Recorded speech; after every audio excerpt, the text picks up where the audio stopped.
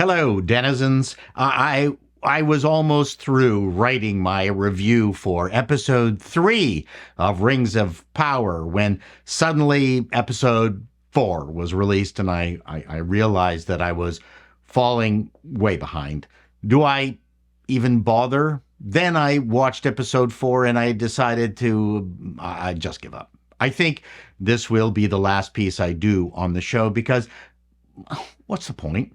I have better things to write about, and you have better things to listen to me prattle about. So let's just finish things off. Yes, Rings of Power 2 has better production values. Yes, it looks like they are actually going somewhere when they are going somewhere, not just insta-traveling.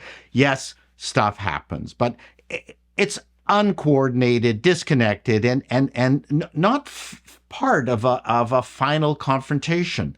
The show feels like after the first season's disastrous debut that Amazon Prime Mucky Mucks demanded faster, harder, more boom boom. And we're getting that. We even get a swamp monster fight right out of The Witcher. I'm sorry, but I got to whinge on this.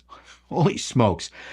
Isildur and the pussy version and Arondir sink into a murky muck. Estrid, with the sex appeal of a stamp collection, grabs a stick, pokes the muck in hopes of saving the two, only to be confronted by a giant snake thing that conveniently pauses long enough to extend its mandibles where do we see that before? And what does the ironing board-chested girl do? Run?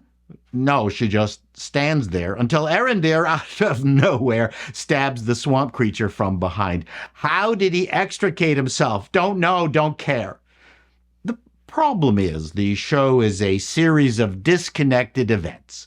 Lord of the Rings was essentially the Middle-earth version of D-Day, or more accurately, the battle between Hungary and the Ottomans, where Hungary and its collected allies finally defeated the powerful Ottomans, precipitating the removal of Islam from Europe.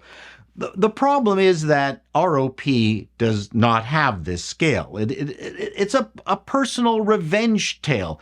Morgoth, with his second-in-command Sauron, killed Galadriel's family, boo-hoo. Morgoth died in battle, leaving Sauron the one Galadriel wants to take revenge on. We are a long way from where Sauron amasses his ununionized orc forces for the famous battle. The good guys barely won in Jackson's slightly altered finger and ring slicing by Isildur scene. What we're left with is a 5-year arc of Galadriel trying to convince everyone that Sauron has to be hunted down, that the producers attempted to turn into a Game of Thrones saga. The scale is not there based on this premise. I'm more convinced now that what I wrote about season 1 was correct. ROP should have started out like Xena Warrior Princess, Galadriel, a more charismatic version than what Morfydd Clark gives us, traveling through Middle-earth, trying to track down Sauron as he does his sneaky Anatar thing with the rings. Galadriel would collect one or more companions along the way, visit villages that might have been affected by Anatar. You could keep Adar and his roving band of pillaging orcs.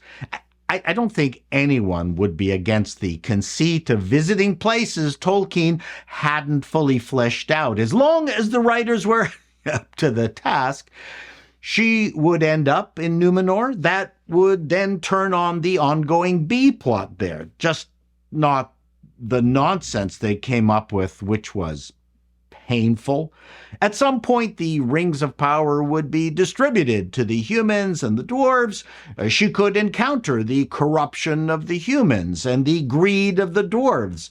Near-miss encounters with Anatar. Also, let's not forget that Galadriel was always a powerful elf, not the mighty Morphed Power Ranger we get in ROP.